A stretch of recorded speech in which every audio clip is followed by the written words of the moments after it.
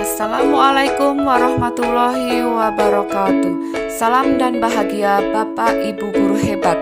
Perkenalkan, saya Siti Komariah, calon guru penggerak angkatan 9 dari Kabupaten Wonosobo, Provinsi Jawa Tengah.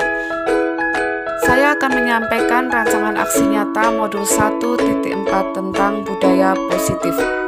Penyebaran pemahaman budaya positif dimulai pada lembaga sendiri, yaitu di TK Pertiwi Kesenang, Kecamatan Mojotengah, Kabupaten Wonosobo.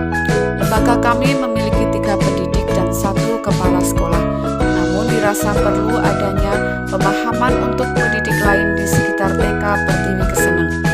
Saya berusaha menyebarkan pemahaman dengan melakukan kolaborasi bersama calon guru penggerak lain, yaitu Ibu Eva Luciana dari TK Barokah. Saya dan Bu Eva Luciana berada pada gugus PAUD dan Dapin TK yang sama. Untuk itu, kami berinisiatif untuk melakukan kolaborasi terkait materi disiplin positif di tingkat gugus PAUD Kecamatan Mojotengah dan Dapin TK Kecamatan Mojotengah. Pelaksanaan diseminasi budaya positif dilakukan selama 2 hari. Hari pertama di Dapin TK dan hari kedua dilaksanakan di gugus PAUD Kecamatan Mojotengah. Terdapat pembagian materi dalam setiap pertemuan. Hal ini memudahkan kami dalam pengambilan dokumentasi secara bergantian. Kegiatan ini dilaksanakan pada tanggal 21 dan 23 Oktober 2023. Strategi penyebaran di sekolah. Pertama, kami menghadap kepala sekolah untuk meminta izin. Kedua, menyiapkan materi. 3, diskusi bersama rekan dan pengurus. 4, menyimpulkan kegiatan. Dan 5, refleksi. Selanjutnya, strategi penyebaran pada Dapin TK dan gugus PAUD Kecamatan Mojotengah. Langkah pertama, saya melakukan diskusi dengan calon guru penggerak lain. Langkah kedua, komunikasi tentang materi. Ketiga, komunikasi pelaksanaan kegiatan di gugus dan di Dapin Kecamatan Mojotengah. Keempat, pembagian pos materi dan tugas pada setiap sesi. Kelima, pembuatan PPT bersama. 6, meminta izin pada ketua gugus dan ketua Dapin. 7, mengundang rekan guru, anggota gugus dan anggota Dapin TK sesuai jadwal. 8, pelaksanaan, dan 9, umpan balik serta refleksi. Berikut ini adalah kegiatan diseminasi budaya positif yang kami lakukan di gugus PAUD Melati dan Dapin TK Kecamatan Mojotengah, Kabupaten Wonosobo. Bismillahirrahmanirrahim. Assalamualaikum warahmatullahi wabarakatuh.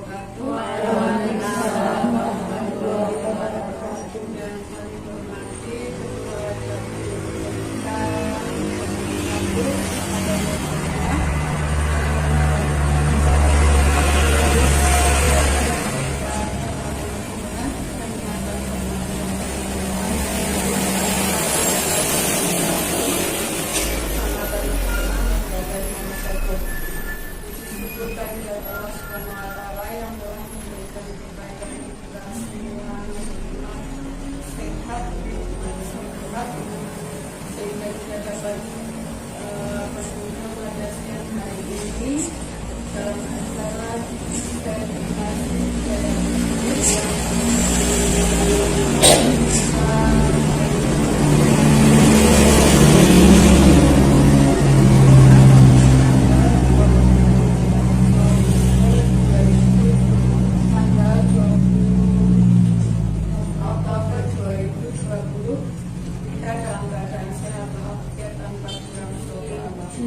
salawat dan salam selalu kita haturkan kepada junjungan kita Nabi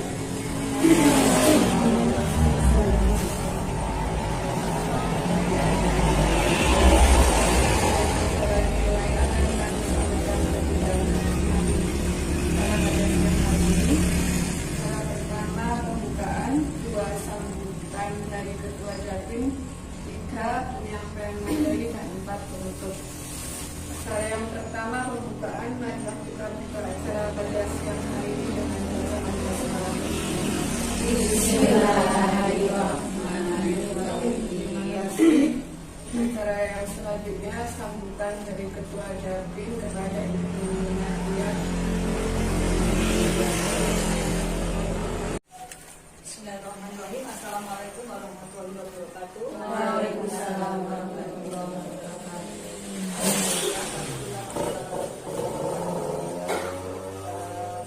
Yang saya hormati Ibu Koko, Ibu Eva, dan semua anggota Japin 1 TK, khusus TK sama pertama kita panjatkan syukur kehadirat Allah Subhanahu wa Ta'ala yang telah menimpakan rahmat hidayah inayahnya sehingga pada hari ini kita dapat melaksanakan pertemuan dalam rangka kegiatan diseminasi budaya positif Japin TK di TK Baitul Mujahidin ini. Mudah-mudahan acara ini nantinya berjalan dengan lancar, tidak ada halangan suatu apapun. Salawat salam tak kita pada junjungan kita Nabi Muhammad Sallallahu Alaihi Wasallam yang senantiasa kita nantikan syafaatnya baik di dunia maupun di hari akhir nanti. Ibu-ibu yang saya hormati, terima kasih sekali atas acara pada hari ini. Terima kasih kepada TK Baitul yang telah menyediakan tempat sehingga acara hari ini bisa berjalan. Mudah-mudahan acara di awal ke akhir kita acara diseminasi ini nanti akan membawa manfaat untuk kita semua, terutama khusus untuk lembaga kita. Mudah-mudahan apa yang nanti akan disampaikan oleh narasumber baik itu dari Bu Eva maupun dari Bu Siti Komaria nanti akan kita dapat mendapatkan ilmunya dan bisa kita nanti anak kemudian kita bisa menerangkan ke anak. Jadi mungkin dari saya hanya ini yang bisa saya sampaikan. Mohon maaf. Saya akhiri, wabillahi taufiq wal hidayah. Wassalamualaikum warahmatullahi wabarakatuh. Waalaikumsalam warahmatullahi wabarakatuh. Terima kasih kepada Ibu Nadia. Serta terima kasih kepada rekan-rekan didik anggota gugus PAUD Melati Kecamatan Mojo Tengah yang telah memberikan kepada kami waktu dan kesempatan untuk mengisi materi pada kegiatan siang hari ini. Pada siang hari ini kami akan melakukan diseminasi budaya positif. Diseminasi ini adalah semacam penyebaran pemahaman. Untuk menyegarkan suasana, kita melakukan ice breaking terlebih dahulu. Ice breakingnya mungkin ibu-ibu di sekolahan sudah biasa melakukan, cuma ini liriknya yang kami ganti.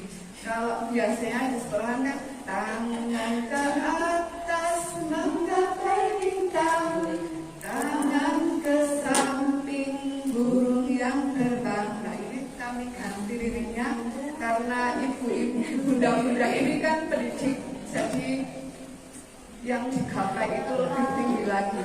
Tangan ke atas gapai kemudian, tangan ke samping berangkul teman, tangan ke depan fokus harapan, tangan direkatkan bertepuk tangan sampai dunia, tangan ke samping berangkul teman, tangan ke depan fokus harapan, tangan rekatkan bertepuk tangan. Tepuk semangat. Semangat.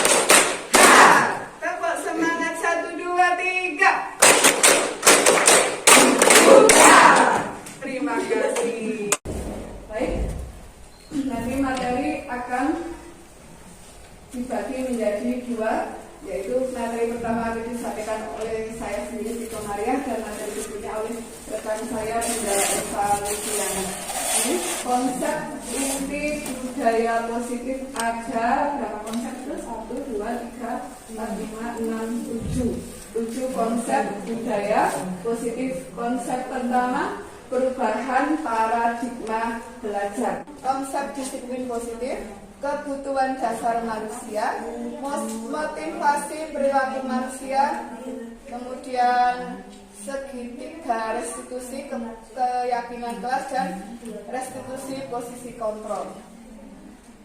Konsep disiplin positif, kebutuhan dasar manusia, motivasi perilaku manusia, kemudian segitiga restitusi keyakinan kelas dan restitusi posisi kontrol. Perubahan paradigma belajar. Pembelajaran dengan paradigma baru merupakan pembelajaran yang dirancang berdasarkan prinsip berdiferensiasi. Kira-kira ada yang tahu berdiferensiasi itu? Pasti banyak yang sudah tahu. Apa pembelajaran berdiferensiasi?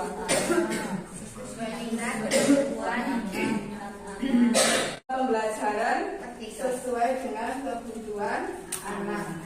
Kita sudah banyak ya melakukan kegiatan pembelajaran yang sudah berpihak kepada anak. Tujuannya adalah mewujudkan Merdeka Belajar untuk mewujudkan profil pelajar Pancasila.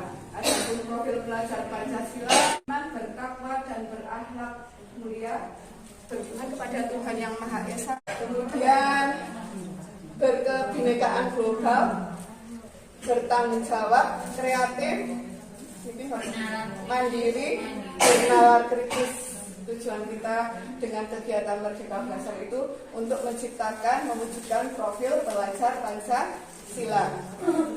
Tugas kita sebagai guru adalah menyediakan sekolahan yang aman dan nyaman. Salah satunya adalah dengan membangun budaya positif sekolah. Dalam membangun budaya positif sekolah, sekolah dapat memberikan lingkungan yang positif, aman dan nyaman agar siswa mampu berpikir, bertindak, dan mencipta dengan merdeka, mandiri, dan bertanggung jawab. Jangankan murid ibu kita sendiri, kalau lingkungan belajar sudah tidak nyaman, apakah kita akan mendapatkan sesuatu yang kita inginkan? Misalnya kalau belajar malas gue, kalau anak-anak kalau berangkat sekolah saja melihat lingkungan sekolah kita sudah tidak nyaman, merasa tidak aman, mereka akan merasa enggan. Apalagi anak usia dini biasanya akan rewel, ngambek dan lain sebagainya, karena di sekolah merasa tidak aman dan tidak nyaman, tidak mendapatkan hal tersebut. Nah, disiplin sangat berkaitan erat dengan kontrol guru terhadap murid. Gali pemahaman, ayo praktekkan. Ini saya mau minta bantuan untuk mempraktekkan 2 orang. Yang satu menggenggam tangan dan ada sesuatu yang dipegang. Entah itu benda, entah itu sesuatu, pokoknya yang dipegang erat. Yang satunya lagi berusaha untuk merebut apa yang dipegang oleh rekannya itu. Ya, saya minta Bu Neni sama Bu Damarsik. Monggo siapa yang mau mengepalkan tangan, siapa yang mau?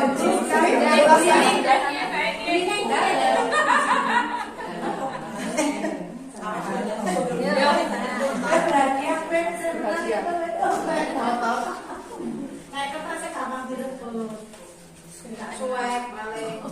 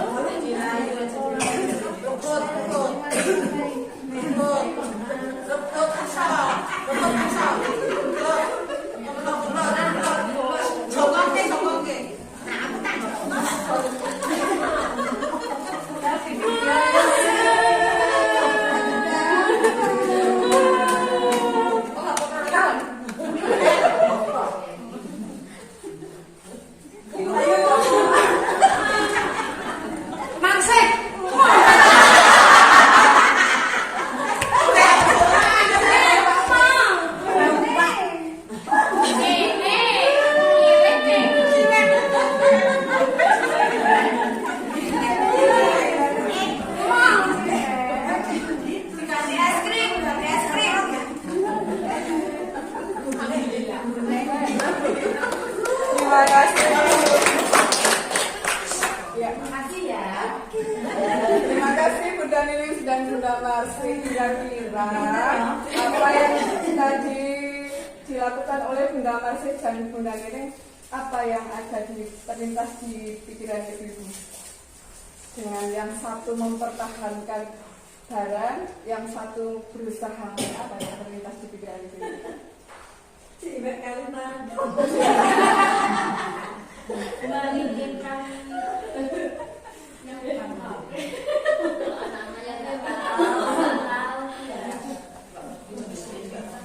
kira-kira apakah Anda akan membuka kepala Anda dengan rujukan, godaan atau paksaan teman Anda? Kalau iya, kenapa? Alasannya apa? Tadi yang memegang bunyinya, bukan ini. Memberikan dengan alasan apa? Oh, cukup. Jadi dengan paksaan, ya? Dengan paksaan. Ataukah Anda akan bertahan dan menolak membuka kepalan tangan sampai sekuat tenaga Anda? Mengapa? Tapi tadi direbut berhasil ya. Berarti tenaga Anda paksaannya oh kalah besar. Berarti yang memegang kontrol itu sebetulnya siapa? Yang memegang kontrol, yang memegang Bu Marsi. Yang memegang kontrol. Tapi itu sebetulnya tetap bunyinya yang ya, ini teori kontrol Dr. William Glasser. Pada dasarnya kita tidak bisa mengontrol murid, tidak bisa mengontrol orang lain. Kontrol guru terhadap murid dikaitkan dengan disiplin. Nah, kita tahunya kalau kita bisa mengontrol murid-murid kita. Dalam hal ini, kontrol guru dalam menghadapi murid hanyalah ilusi. Karena murid itu yang bisa mengontrol diri mereka sendiri. Teori kontrol Dr. William Glasser menyatakan ilusi kontrol guru terhadap murid diantaranya ilusi guru mengontrol murid, ilusi bahwa semua penguatan positif efektif dan bermanfaat, ilusi bahwa kritik dan membuat orang merasa bersalah dapat menguatkan karakter, ilusi bahwa orang dewasa memiliki hak untuk memaksa. Dari sini dimulai dari atas. Ilusi mengontrol murid. Kita berpikir murid itu bisa kita kontrol. Enggak, betul usul namun kita tahunya murid patuh itu karena kekuasaan kita. Padahal tidak. Mereka melakukannya ya. Mereka melakukannya karena kontrol dirinya sendiri, pikirannya sendiri. Kemudian ilusi bahwa semua penguatan positif, efektif dan bermanfaat. Nah, ini belum tentu apa yang kita lakukan terhadap murid dengan kekuasaan kita dan kekuatan kita itu efektif dan bermanfaat. Kritik, kadang kita mengkritik orang lain itu juga akhirnya akan memunculkan bukan dari kesadaran diri. Orang melakukan tindakan itu juga karena kontrolnya sendiri, berarti pemikirannya sendiri. Kalau ngeritik Mbak Isfa Isa mungkin melakukannya, tapi Bunda Isfa Isa melakukannya itu dengan kontrol. Oh iya, berarti pikirannya sendiri yang mengontrol keinginannya untuk memperbaiki dirinya melalui kritik itu. Berarti tetap dirinya yang mengontrol. Kemudian ilusi bahwa orang dewasa memiliki hak untuk memaksa. Tidak. Sebenarnya hanya ilusi kita memaksa anak kita, memaksa murid kita untuk menurut pada kita itu sebenarnya bukan kemauan mereka.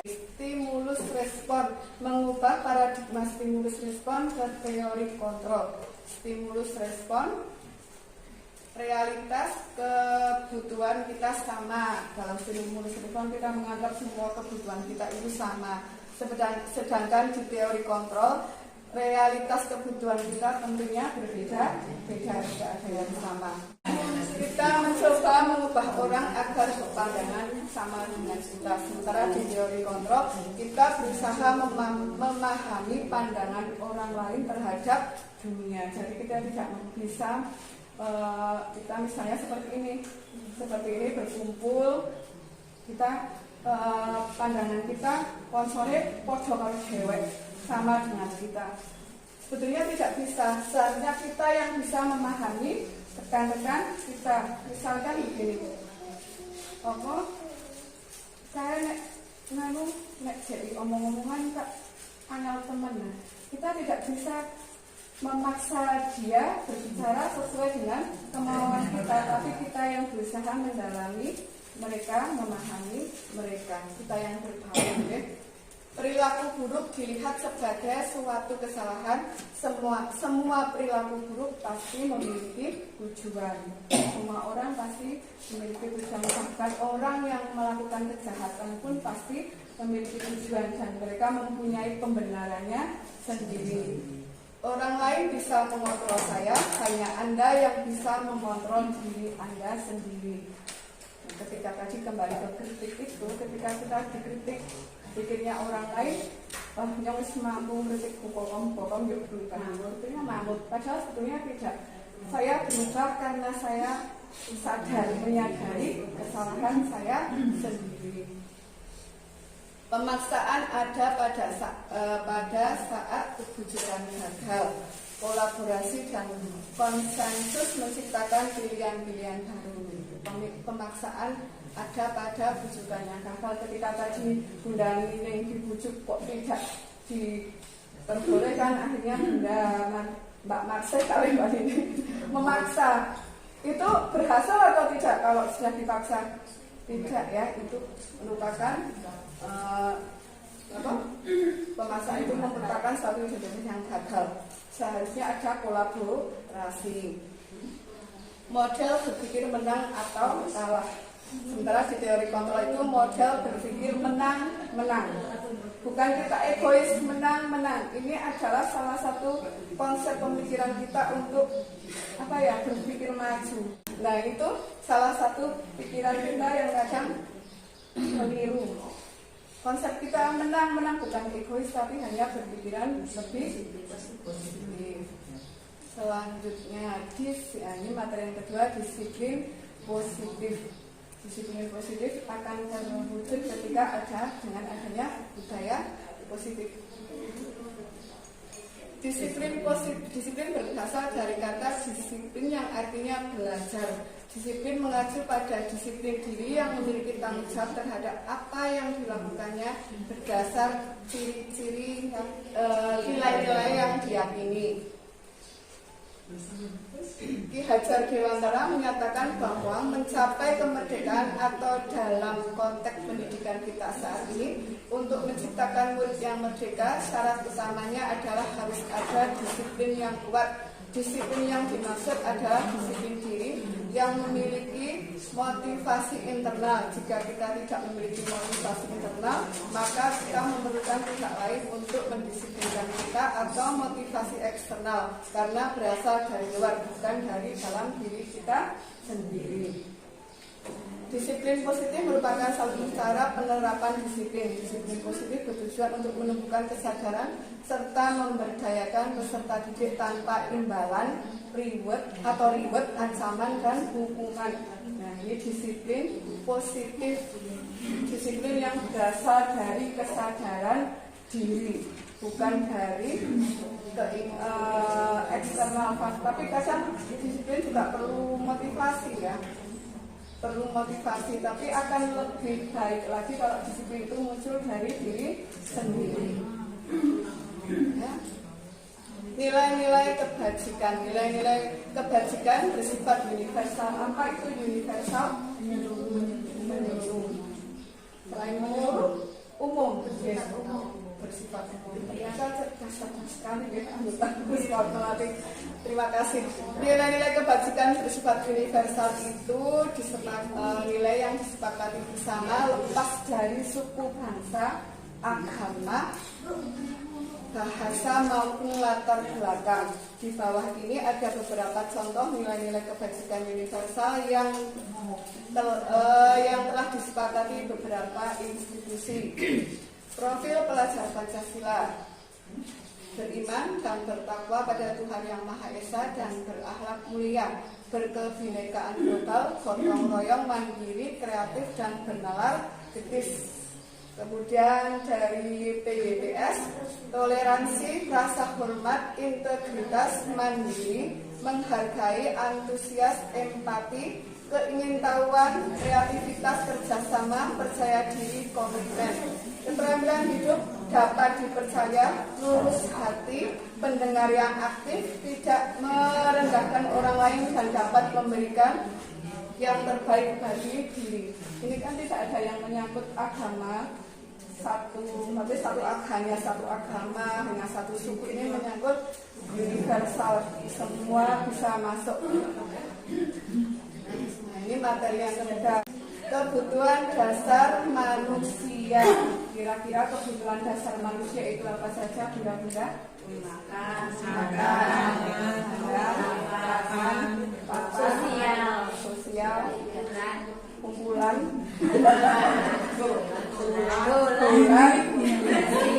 ya, kebutuhan dasar manusia adalah segala sesuatu yang kita lakukan untuk mendapatkan apa yang kita inginkan.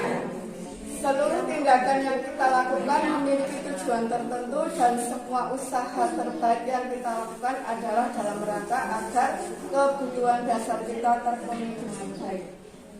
Setiap kita melakukan sesuatu, saya yakin itu adalah usaha kita dalam rangka memenuhi kebutuhan apapun kebutuhannya itu, termasuk kebutuhan yang hal-hal kecil, ya. Nah, ini 5 dasar kebutuhan manusia.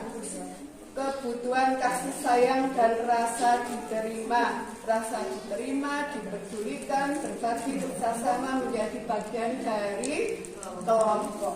Ini saya sedang merasakan kebutuhan saya terpenuhi dari kebutuhan kasih sayang dan rasa diterima. Terima kasih, saya sudah diterima di gugus Paut Melati, sudah diizinkan untuk berbagi. Itu merupakan salah satu kebutuhan saya yang sudah terpenuhi. Kemudian kesenangan, bermain, humor, antusiasme, tertawa.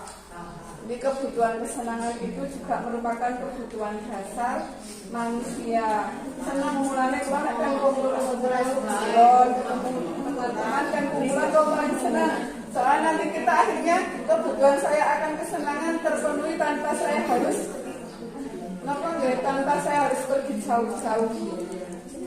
Ya, kalau di rumah tadi kembali ke kasih sayang dan rasa diterima. Kira-kira kalau di rumah apa? Kalau di rumah kasih sayang, rasa diterima. Kalau bapak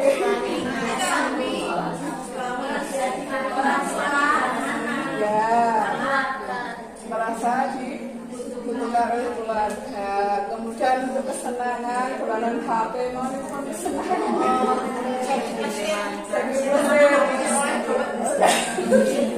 Kemudian kebebasan, mandiri, memiliki pilihan, mencoba hal baru, mampu mengendalikan arah dirinya. Tentunya kebebasan. Kenapa kebebasan? Sudah di depan ada mandiri, memiliki pilihan, mencoba hal baru, tapi tetap ada mampu mengendalikan dirinya. Jadi apapun kebebasan kita tetap harus ada pengendalian diri. Tidak bisa sebebas-bebasnya, meskipun itu merupakan kebutuhan dasar manusia. Tidak bisa, tetap ada poin mampu mengendalikan dirinya untuk tidak merugikan orang lain, karena orang lain juga mempunyai kebutuhan dasarnya sendiri. Kemudian penguasaan, harga diri, keinginan untuk dianggap, memimpin, berprestasi, diakui dan didengar. Terima kasih, saya juga sudah terpenuhi penguasaan ini. Saya merasa berkuasa di sini. Berikan kesempatan dianggap, Nah, diakui dan didengar itu sangat kebutuhan saya sudah terpenuhi di sini juga. Kemudian ini bertahan hidup, tadi yang bertahan hidup itu kebutuhan pokok, kebutuhan primer ya. Makan, pakaian, tempat tinggal, keamanan, kesehatan ini kebutuhan yang sudah umum kita ketahui. Sementara yang 4 di atas adalah kebutuhan yang harus saya dapatkan juga. Ternyata selama ini kita butuh banyak sekali. Ini kesenangan. Ini bisa sama suami, nggak apa-apa. Nek bojone merengut, berarti ada kebutuhan yang belum dipenuhi. Berarti ada kebutuhan yang belum dipenuhi. Ini motivasi perilaku manusia. Kira-kira apa saja sih motivasi perilaku manusia? Untuk menghindari ketidaknyamanan atau hukuman, untuk mendapatkan imbalan atau penghargaan dari orang lain, untuk menjadi orang yang mereka inginkan dan menghargai diri sendiri dengan nilai-nilai yang mereka percaya. Coba kira-kira ibu-ibu hadir di sini tadi tepat waktu, mboten telat, asik banget. Itu karena apa? Karena menghindari hukuman, mendapatkan penghargaan,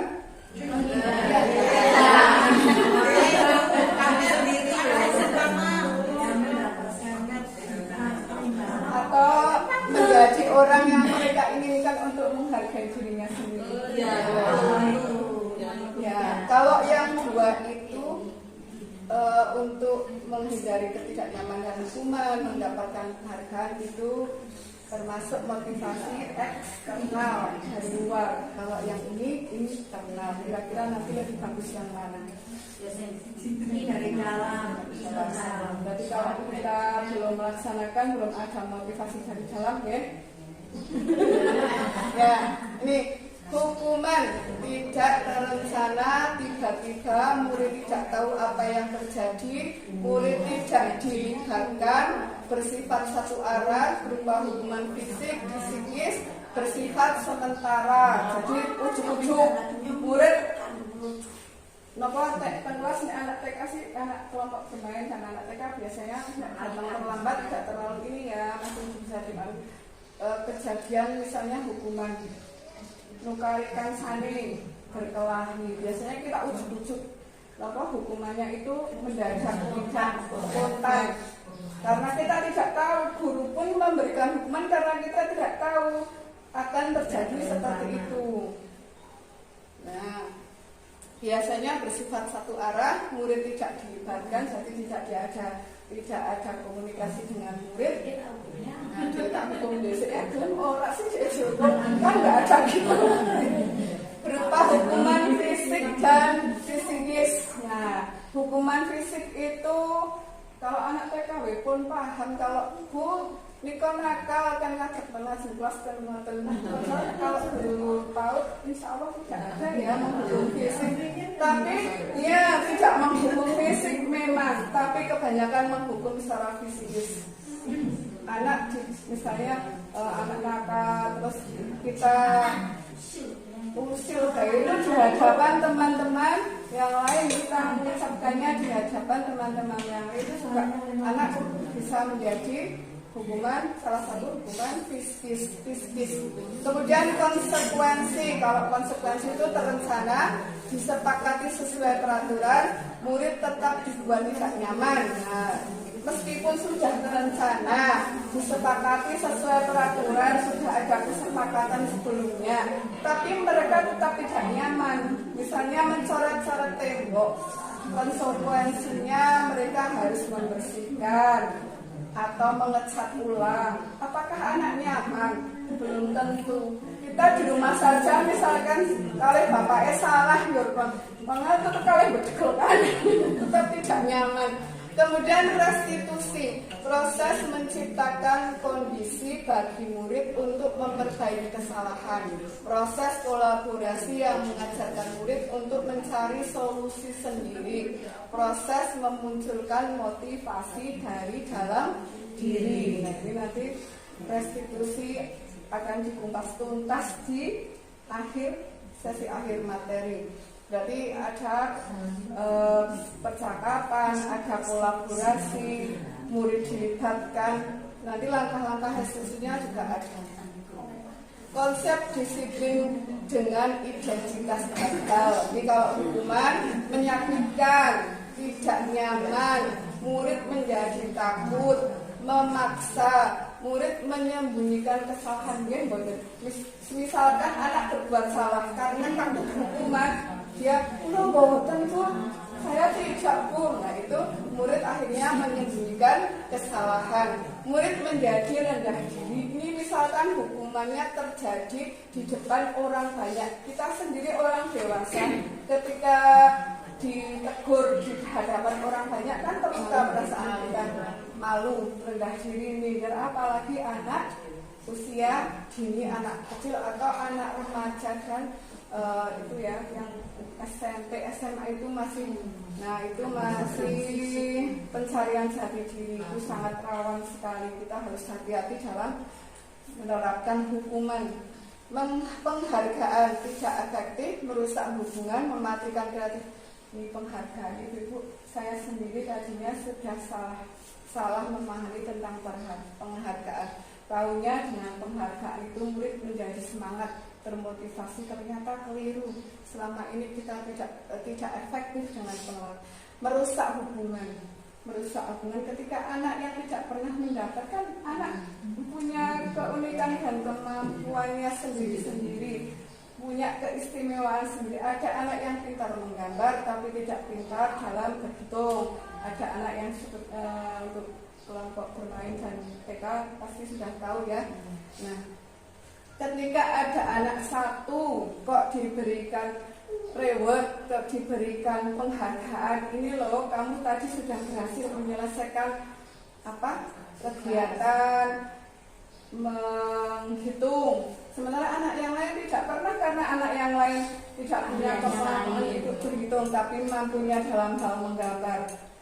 Anak yang tidak pernah mendapat penghargaan itu akan boleh kasih, terus akan merasa cemburu dengan anak yang selalu mendapatkan penghargaan.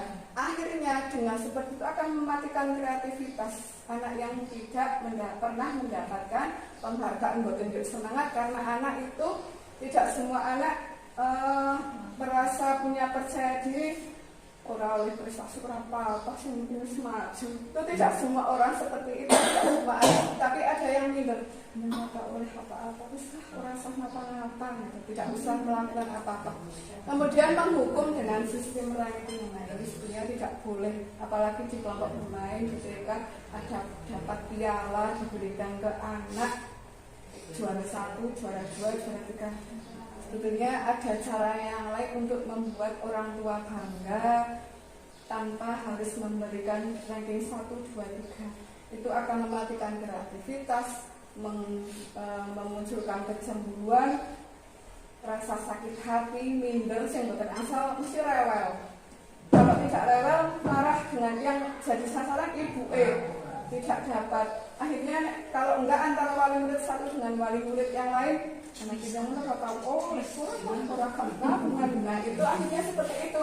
Kita bisa melakukannya dengan, saya kemarin belajar dari salah satu TK itu sangat bagus. Jadi setiap anak kan punya istimewanya sendiri-sendiri. Misalnya Mbak Eva selalu tersenyum kalau ketemu orang, berarti dapat poin tersendiri. Anak yang selalu tersenyum, murah senyum berarti dapat penghargaan juara 1 yang murah senyum. Mbak Sri misalnya, maaf Mbak Sri, anak yang suka menolong atau baik hati. Nah itu rewardnya jadi satu-satu, semua anak diberikan sesuai dengan keistimewaannya masing-masing. Jadi tidak ada anak yang merasa minder karena tidak mendapatkan apapun. Karena itu pasti di setiap lembaga, apalagi sebenarnya benar ya sekarang tidak ada sistem rankingan, sebenarnya seperti itu. Hanya anak yang biasanya anak yang termotivasi dengan ranking jadi egois. yang kudu ranking siji, ora ranking yang ranking siji nangis. Tekan rumah, ngamuk, umpetan yang jero kamar, duel. Nah itu karena mereka sudah terobsesi harus punya peringkat konsekuensi. Jadi penguatannya jangka pendek.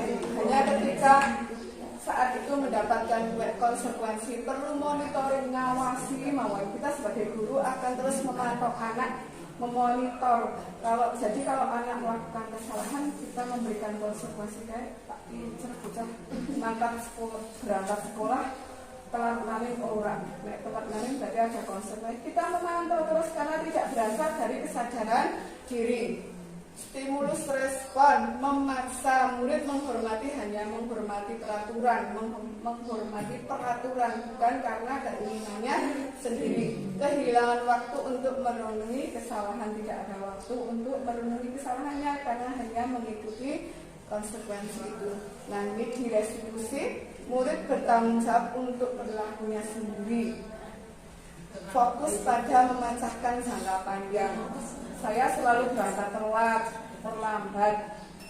Bagaimana saya bisa memperbaiki kesalahan saya dengan apa? Itu munculnya tidak bisa gurunya, Mas, besok maka saya kasih buku saya kasih itu kita nggak bisa. Itu hanya jangka pendek karena tidak muncul dari kesadaran dirinya. Teori kontrol, dirinya yang memegang kontrol, karena tadi kembali ke teori kontrol, kembali ke anak, ke orang lain yang memegang kontrol dirinya sendiri. Murid bersemangat memperbaiki kesalahan karena berasal dari dirinya sendiri, otomatis akan lebih termotivasi, lebih semangat lagi. Konsep disiplin pendekatan diskusi, sebuah cara menanamkan disiplin positif pada murid. Pengertian restitusi tadi sudah disampaikan, proses menciptakan kondisi bagi murid untuk memperbaiki kesalahan mereka sehingga mereka bisa kembali pada kelompok mereka dengan karakter yang lebih kuat. Proses 2004 ini kembali, kalau restitusi penguatan dari dalam dirinya sendiri jadi lebih kuat lagi. Ciri-ciri restitusi bukan menebus kesalahan tapi belajar dari kesalahan.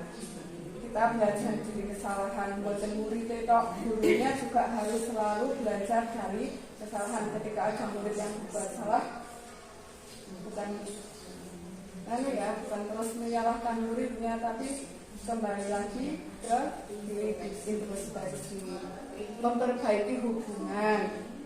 Karena dengan adanya tawaran bukan paksaan, menuntun untuk melihat ke dalam diri, mencari kebutuhan dasar orang yang mendasari tindakan kita, menggali kenapa sih anak itu selalu berangkat terlambat, di sekolahan rewel terus, mengganggu temannya. Kita menggali apa yang menjadi dasar anak berbuat. Mungkin saja kebutuhan dasarnya yang 5 tadi ada yang belum terpenuhi. Nah, fokus pada karakter bukan tindakan, menguatkan dan fokus pada solusi. Perbedaan contoh siswa yang tidak pernah mengerjakan PR. Dengan hukuman, guru menghukum siswa tersebut berdiri di depan kelas. Ini anak merasa malu ya di hadapan teman-temannya, dendam dengan gurunya. Makanya zaman dulu banyak sekali anak-anak pulang sekolah motornya gurunya ngerti-ngerti gembesi, terus gurunya dicegat. Nah itu karena hukuman, anak-anak mau melaksanakan tapi muncul rasa dendam. Guru marah dan murid menjadi takut. Zaman dulu ada istilah guru killer, kalau sekarang malah gurunya yang takut sama murid. Konsekuensi, guru memberikan konsekuensi untuk mengerjakan PR pada waktu istirahat sebanyak 3 kali lipat. Guru tegas dan siswa menghormati peraturan. Kira-kira masih nyaman nih? Ini masih nyaman tidak anak-anak disuruh mengerjakan PR 3 kali lipat di jam istirahat? Tetap tidak nyaman. Yang lain bermain, suruh garap PR 3 kali mulai. Nah, restitusi guru menanyakan keyakinan kelas atau dirinya dan membantu menyelesaikan masalahnya. Kita melakukan restitusi yaitu dengan berbicara empat mata. Pendekatan, leres pendekatan. Kita melakukan kolaborasi dengan anak. Kita panggil di kelas dengan kondisi empat mata, jangan ada orang lain, jangan ada guru yang lain, biar anak merasa lebih nyaman. Nanti untuk tahapannya akan disampaikan oleh Bunda Eva Luciana. Guru terbuka dan siswa menghormati dirinya dan orang lain. Terima kasih.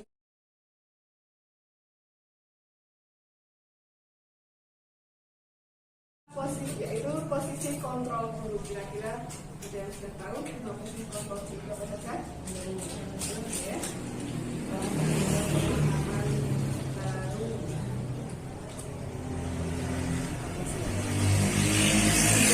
Lima posisi kontrol guru. Pertama, pendukung.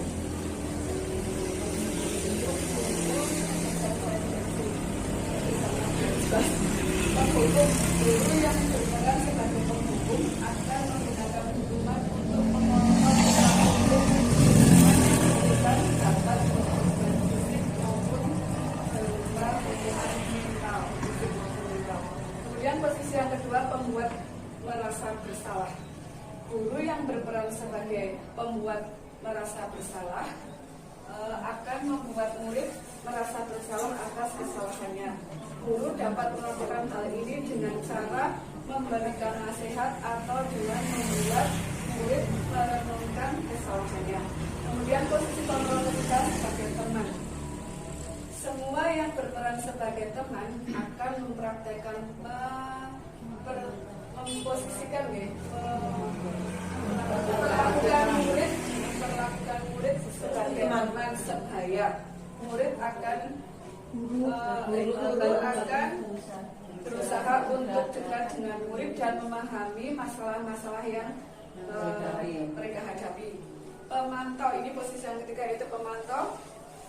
Guru yang berperan sebagai pemantau akan memantau perilaku murid dan memberikan arahan yang jika diperlukan. Guru akan berusaha untuk memastikan bahwa murid mengikuti aturan dan norma yang berada di sekolah. Kemudian manajer. Guru yang berperan sebagai manajer akan mengelola kelas dengan cara yang lebih efektif dan efisien. Guru akan menciptakan lingkungan belajar yang kondusif dan memotivasi murid. Nah, kira-kira posisi apa yang sering Ibu lakukan di kelas sebagai di antara lima posisi kontrol ini apa yang dilakukan?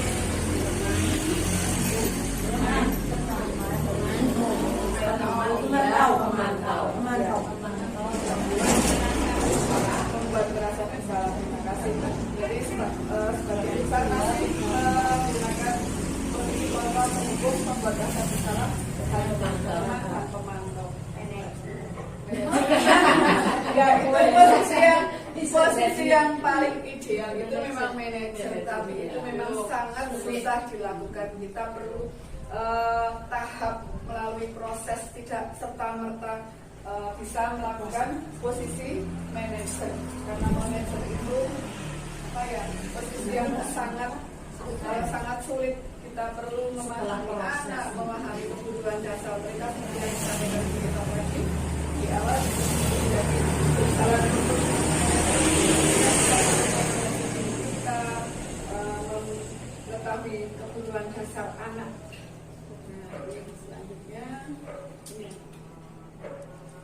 Nah, ini ciri-ciri posisi kontrol guru. Penghubung biasanya menggunakan kalimat menghardik dengan nada tinggi dan menunjukkan datang terlambat. Setiap hari datang terlambat sambil matanya melolot. Kira-kira anak-anak bagaimana kalau takut? Kemudian kalau pembuat rasa bersalah. Pembuat rasa bersalah itu biasanya gurunya wajahnya memelas, nadanya rendah. Nah, seolah-olah biar anak itu merasa bersalah ya.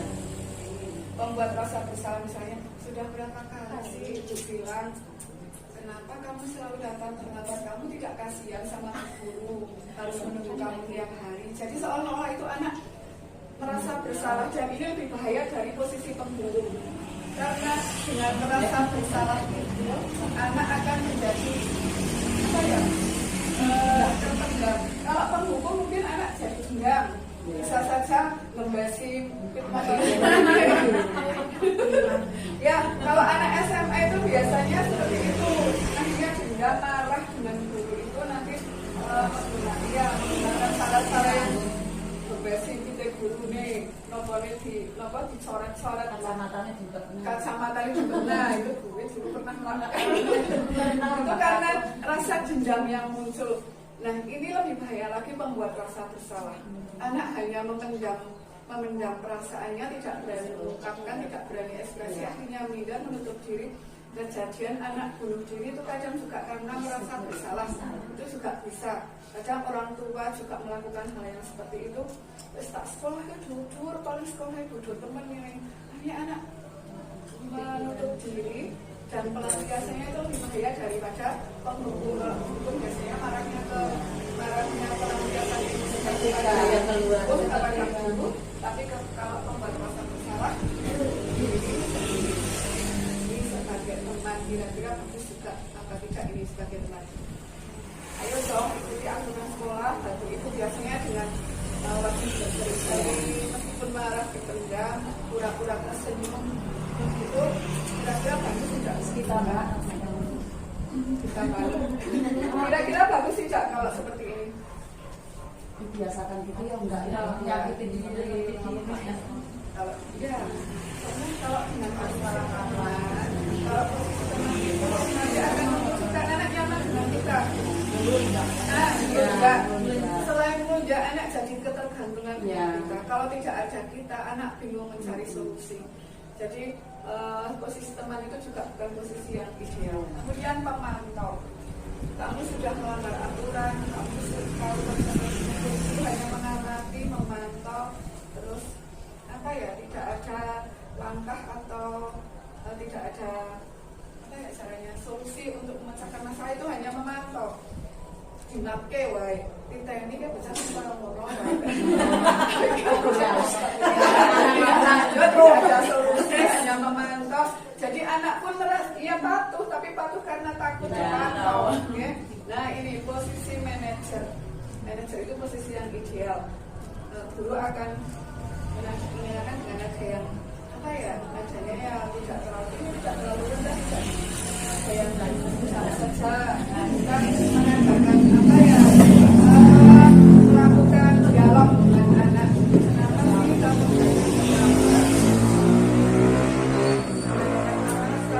anak itu digali apa saja sih penyebabnya? Nah itu nanti disampaikan di sekitar diskusi.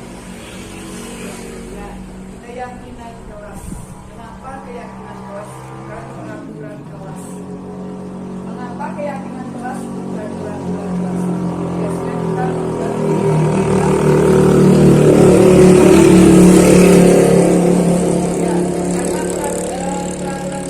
peraturan adalah nilai yang dibuat dan harus ditaati atau dilaksanakan di sekolah agar proses belajar mengajar dapat berlangsung dengan lancar.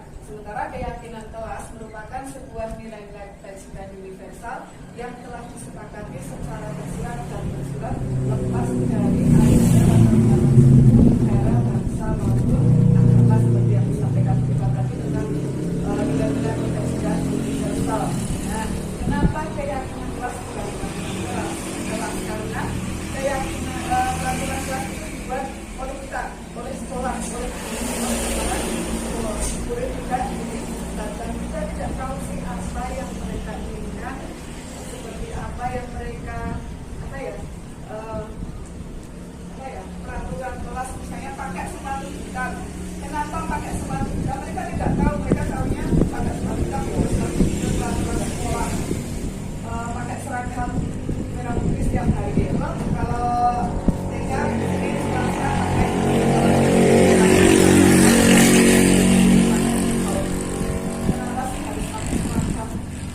nggak akan tahu karena hanya mengikuti peraturan kelas. Sementara untuk peraturan, nah ini karena kelas ya, nanti saya sampaikan peraturan sekolah. Lagi kalau kelas ya intinya kelas misalnya kenapa sih tidak boleh lari-lari kelas, kenapa tidak mengganggu teman, itu peraturan berarti sifatnya dari satu arah. Sementara kalau keyakinan kelas kita mendapatkannya dari murid-murid itu sendiri. Ini kita ulas di slide berikutnya. Pembentukan keyakinan kelas. Keyakinan kelas bersifat lebih abstrak daripada peraturan yang lebih prinsip dan konkret. Keyakinan kelas itu dimunculkan ya. Ceritanya itu bersifat abstrak itu bagaimana ya?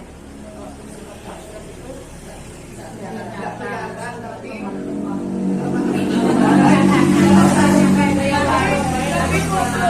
ternyata banyak sekali nanti kita bahas keyakinan kelas berupa pernyataan universal dan tidak menyangkut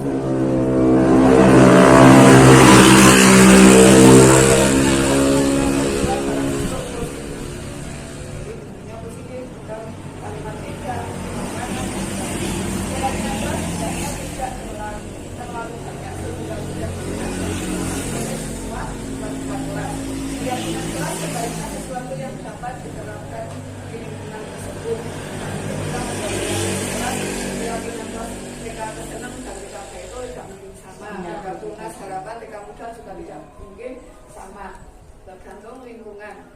Semua warga kelas hendaknya ikut berkontribusi dalam pembuatan keyakinan kelas lewat kegiatan curah pendapat, bersedia meninjau kembali keyakinan kelas dalam waktu dari waktu ke waktu. Keyakinan kelas itu kalau di TK ternyata kita bisa membuatnya dengan sangat mudah. Malah anak-anak sangat suka kita katakan. Keyakinan kelas yang mereka inginkan. Anak-anak kita sudah bisa menulis keyakinan kelas. Berarti kita menggunakan kesepakatan lisan. Kita sudah sering membuat keyakinan kelas, tapi kita tidak tahu kalau itu keyakinan kelas ya. Guru dan siswa mengulas keyakinan yang tertulis, yang telah disampaikan ya. Kalau anak TK yang sudah disampaikan, guru dan siswa mengulas keyakinan kelas yang penting. Jadi jadilah mana yang paling penting dari yang paling penting sampai yang. Tapi kalau tidak diakomodir semua, karena juga nanti akan bersifat saja cuma dari yang paling prioritas untuk keyakinan kelas menjadi kalimat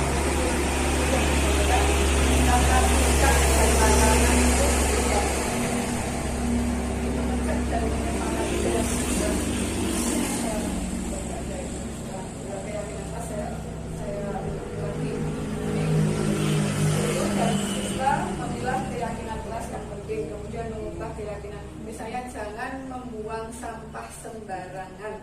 Kalimat positifnya dirubah menjadi menjaga kebersihan. Kemudian minta tolong buang sampah di tempatnya. Berarti kalau anak TK itu dipersingkat langsung saja membuang sampah di tempat sampah.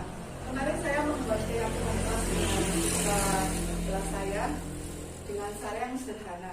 Misalnya anak-anak kita buat kesepakatan kelas, yuk apa sih yang anak-anak inginkan di kelas kita seperti apa. Nah, kalau mau kita mulai dari berangkat sekolah, apa yang ingin anak-anak temui ketika berangkat sekolah, ketika bertemu guru, ketemu teman, mereka ada yang bilang senyum bu, sapa bu, kemudian apa saling bu. Ternyata anak TK itu ketika diberi pertanyaan seperti ini dipancing itu munculnya banyak sekali. Boten parang tukaran bu. Nah, dari kata boten parang tukaran kan kata negatif, kalimat negatif kita rubah. Kalau boten parang tukaran berarti parangnya nopo. Nanu bu, nopo dolan sareng, dolan sareng. Niku nopo saling nopo. Kita kan anak TK harus memancing ya, tidak mungkin kita meloskan anak TK itu mencari kalimat sendiri. Boten parang tukaran itu berarti nopo saling apa. Kalau sama teman biasanya saling apa? Saling menyayangi. Nah itu salah satu keyakinan kelas, saling menyayangi. Dan nek pas makan bareng ketika istirahat temannya punya makanan, maunya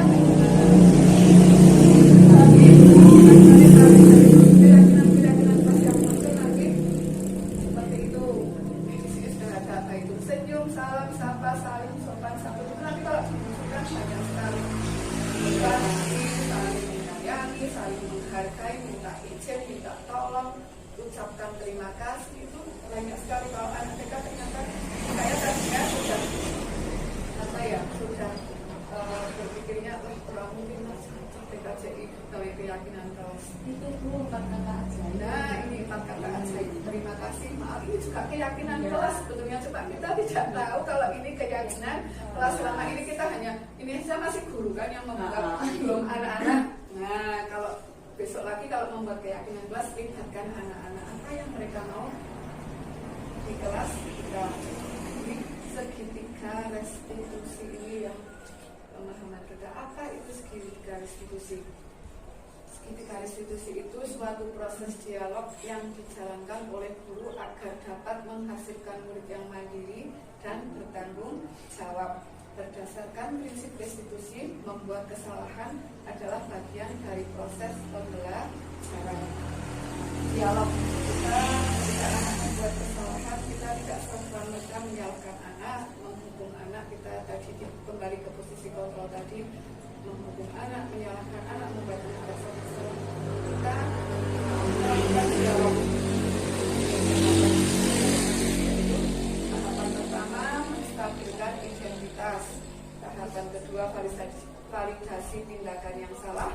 Tahapan ketiga, menanyakan keyakinan kelas. Pada tahap pertama, menstabilkan identitas, nih kita bisa ketika anak melakukan kesalahan, kita stabilkan dulu biar anak tidak terlalu merasa bersalah. Misalnya anak memukul teman, kita stabilkan dulu, jangan langsung jangan akan teman ya. Terus ngomongin belakang usah ngaputikan saya. Ya kamu itu sudah dibilang berkali-kali kalau kebanyakan dari kita langsung menjadi seperti itu. Kita stabilkan dulu supaya anak tidak merasa sebagai terdakwa.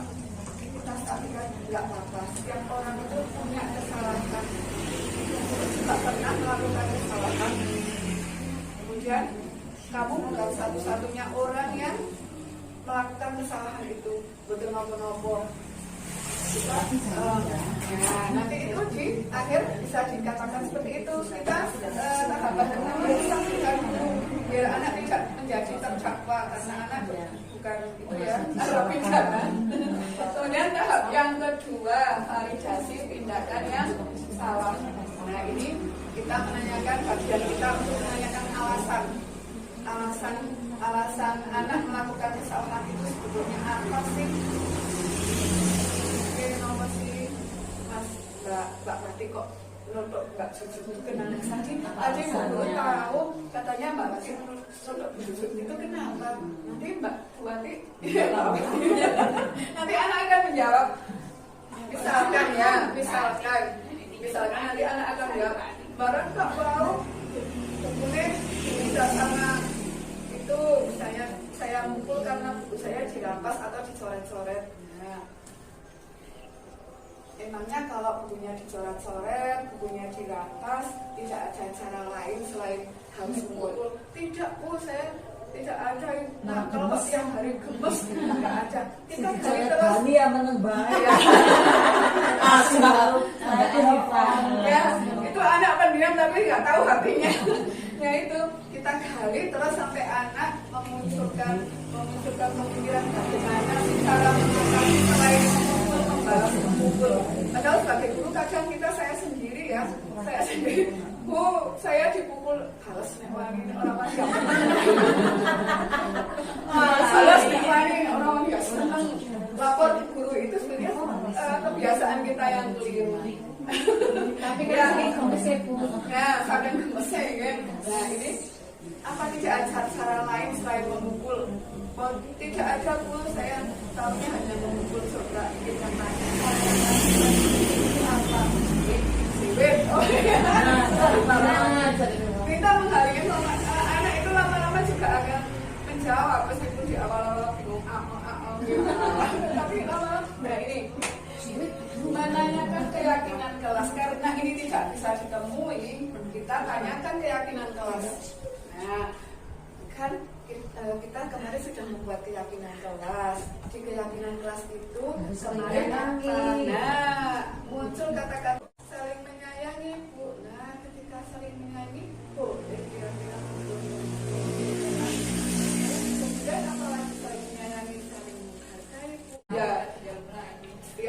itu punya karakteristik masing-masing. Nah ini, kamu ingin menjadi orang seperti apa sih ketika tadi sudah muncul keyakinan kelas untuk kebanyakan, kamu inginkan seperti apa? Iya, anak TK apalagi untuk membuat garis diskusi. Saya kemarin membuat garis diskusi praktek itu sampai berkali-kali, padahal ya memang kejadian tidak ada skenario, tidak apa. Memang agak sulit karena anak ketika kita ajak dialog tidak seperti anak SD sampai SMA, mereka sudah penalarannya sudah. Kalau anak TK dari gurunya harus memancing. Ya ini membuat rasa salah, berbuat salah itu wajar. Kita memberikan pemahaman pada anak berbuat salah itu wajar. Tapi diambil ke Allah. Tidak ada manusia yang sempurna. Ini hanya untuk memberikan rasa nyaman kepada anak. Ketika kita panggil ke kantor, kan tidak mungkin kita melakukan diskusi itu di kelas. Masih banyak anak, kita perlu memanggil ke kantor. Kalau di depan anak yang lain itu berarti bukan melakukan diskusi, itu melakukan sidang. Melakukan sidang kalau di depan orang banyak itu. Tidak ada manusia yang sempurna. Ibu juga pernah melakukan itu. Ibu tidak mau mencari tahu siapa yang salah. Kamu berhak merasa begitu.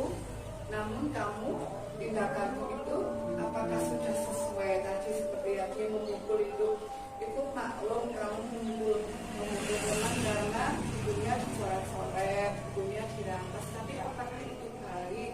Apakah itu tindakan kamu itu sesuai? Itu kegiatan ini dilakukan empat mata, jangan di hadapan orang banyak. Nah ini kegiatan ini menstabilkan identitas ini hanya untuk membuat anak nyaman dulu. Ketika anak nyaman kan lebih mudah menggali informasi selanjutnya. Ketika anak sudah nyaman, sudah merasa tidak terpojokkan, anak merasa tenang, baru lakukan validasi tindakan yang salah. Kita tanyakan alasannya. Kamu pasti punya alasan kenapa kamu melakukan itu, padahal kamu bisa melakukan apa yang lebih baik dari ini. Ketika anak tadi merampas memukul, sebetulnya ada loh tindakan yang lain selain memukul. Ketika buku kamu diambil, buku kamu dicoret-coret, kita gali informasi dari anak. Apakah kamu boleh melindungi, namun adakah cara yang lainnya? Pasti antem ketika dipukul menghindar. Menghindar. Nah itu ada caranya. Kamu boleh melindungi diri, tapi apakah ada? Namun adakah cara yang lain? Kita tanya sama anak itu. Selain balas impulsif, yuk pinpoint.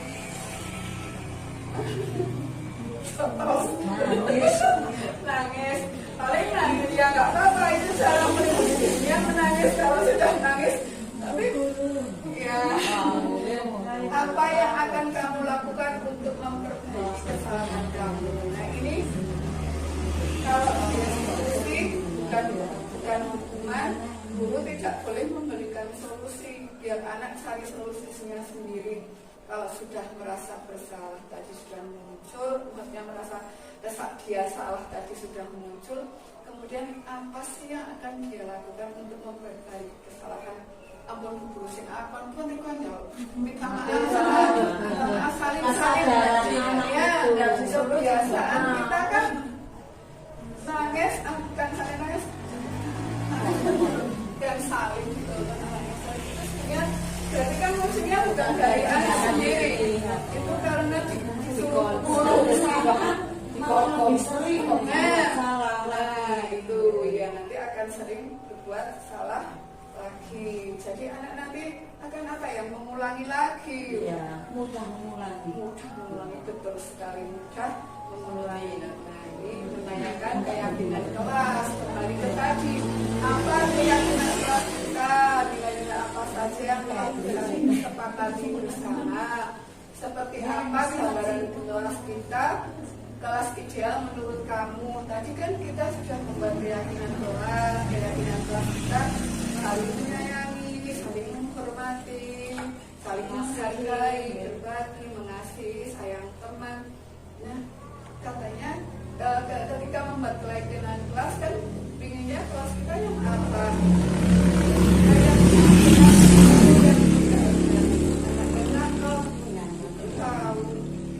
Kamu kan jadi orang seperti apa?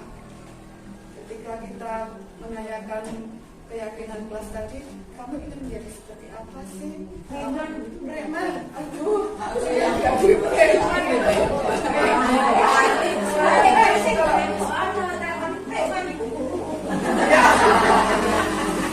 Nah itu makanya bagaimana? Iya. Kalau itu terus bagaimana caranya cara mengatasinya bagaimana?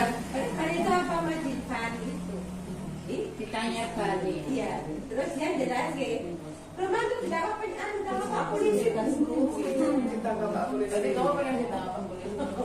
Berarti itu kembali lagi ke kebutuhan dasar tadi. Kira-kira kebutuhan dasar apa yang kita punya? Kebutuhan dasar apa itu? Kira-kira tadi perhatian dan kasih sayang. Mungkin dia mendapat kurang perhatian, kurang kasih sayang, atau penguasaan juga bisa. Karena tahunya kalau preman kan berkuasa, Kuasai berarti ingin menguasai teman, ingin diakui di depan teman-teman. Betul ingin diakui di depannya Buati. Saya loh preman. Nah itu kembali ke kebutuhan dasar. Untuk membuat restitusi itu juga kita kembali lagi ada sambungannya dengan kebutuhan dasar manusia tadi. Ketika anak ditanya kamu ini seperti apa, sahabatnya preman, terus dia nggak paham, tapi ada satu kebutuhan dasar gitu. Memang anak itu dia pasti tapi memang dia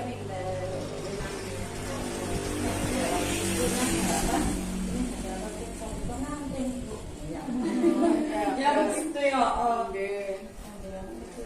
Biasanya kebutuhan itu munculnya dari kebutuhan dasar yang belum ingin dipenuhi, karena setiap tindakan yang dilakukan kan juga dalam rangka pemenuhan kebutuhan dasar. Ini, nah selesai. Terima kasih. Ya, dalam penerapan program disiplin positif, hendaknya guru memiliki standar budaya, sosial yang baik, di mana guru mampu berefleksi pada posisi kontrol saat ini, bagaimana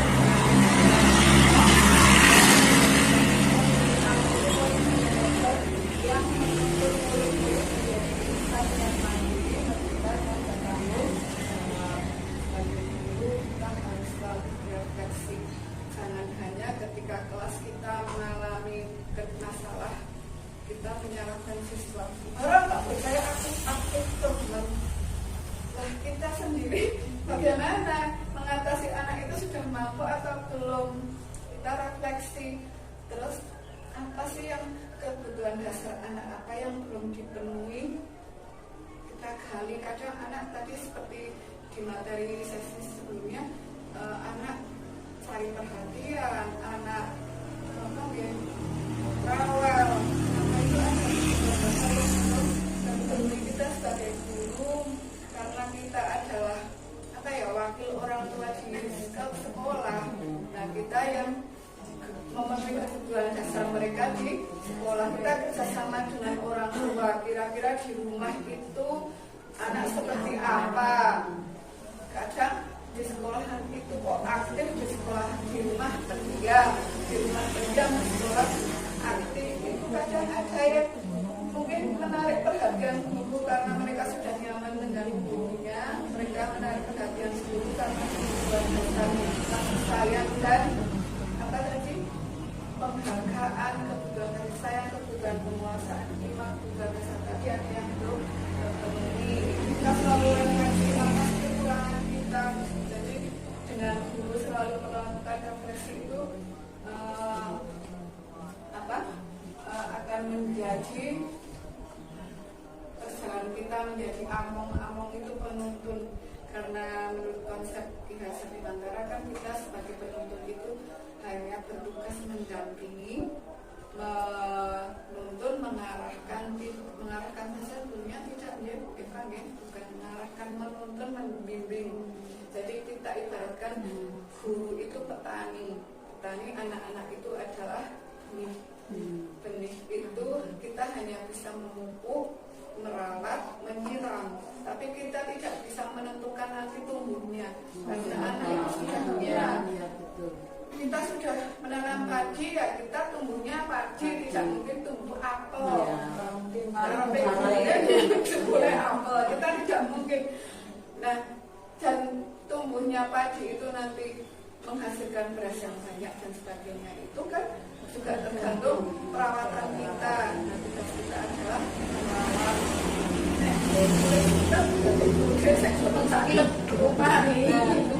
tumbuhnya sebenarnya makan. Iya, ini posisi manajer tadi adalah posisi yang ideal. Kita akan merefleksi diri kita untuk menjadi posisi manajer bertahap, pelan-pelan. Karena posisi manajer itu benar-benar perlu proses dengan tahapan refleksi dan sebagainya yang tidak mudah. Manajer itu berarti memposisikan diri sebagai seorang yang manajer itu mengarahkan bukan ya, gimana ya Bu? Memenuhi kebutuhan dasar murid, karena murid kan karakternya berbeda-beda, tapi seperti yang pembelajaran berdiferensiasi itu berarti kita berpihak pada murid. Manajer itu berarti kita menuruti apa yang mereka mau, maunya murid apa, tapi tidak terus kalau murid salah arah ya tetap kita cara mengarahkannya.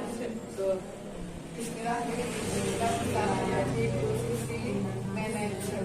Ampun meleh, kita berusaha untuk tidak menjadi posisi penghukum dan posisi pembuat rasa bersalah. Kalau teman itu sebenarnya masih bagus, tapi masih posisi kontrol yang masih kurang. Itu dari luar, berarti anak tidak dari kesadaran diri tapi dari luar. Nah, ini semoga ini berdasar standar nasional pendidikan Indonesia. Semoga kegiatan kita kali ini membawa manfaat sehingga dapat mewujudkan pelajar berprofil Pancasila. Terima kasih. Assalamualaikum warahmatullahi wabarakatuh.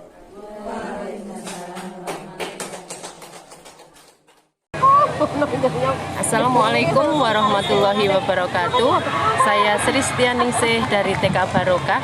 Alhamdulillah senang sekali saya diberi kesempatan untuk mengikuti kegiatan diseminasi budaya positif yang disampaikan oleh Bunda Eva Luciana dan juga Ibu Siti Komariah. Materi yang disampaikan dengan jelas dan mudah dipahami. Semoga saya bisa menerapkan di lembaga kami.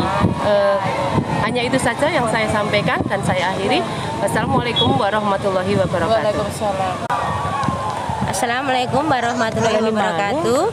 Nama saya Ermawati dari TK Baitul Mujahidin. Di sini saya akan menyampaikan rasa terima kasih saya kepada Ibu Eva Luciana, juga kepada Ibu Siti Komariah yang sudah memberikan materi tentang diseminasi budaya positif, di mana penyampaian beliau berdua itu sangatlah menarik, juga tidak membosankan. Jadi kami sebagai peserta sangat menikmati dan mudah-mudahan saya pribadi bisa menerapkan tentang diseminasi budaya positif di lembaga kami. Cuma ini yang bisa saya sampaikan. Sekali lagi saya ucapkan terima kasih kepada mereka berdua. Saya akhiri, wassalamualaikum warahmatullahi wabarakatuh. Assalamualaikum warahmatullahi wabarakatuh. Saya Emma Yulianti dari TK Pertiwi Mutal. Alhamdulillah senang sekali saya diberi kesempatan untuk mengikuti kegiatan diseminasi budaya positif yang telah disampaikan oleh Bu Eva Luciana dan Bu Siti Komariah. Dan alhamdulillah materi yang telah disampaikan oleh beliau berdua sangat menarik dan jelas dan mudah dipahami. Semoga saya bisa menerapkan di lembaga saya pribadi. Demikian yang bisa saya sampaikan. Saya akhiri, wabillahi taufiq wal hidayah. Wassalamualaikum warahmatullahi wabarakatuh.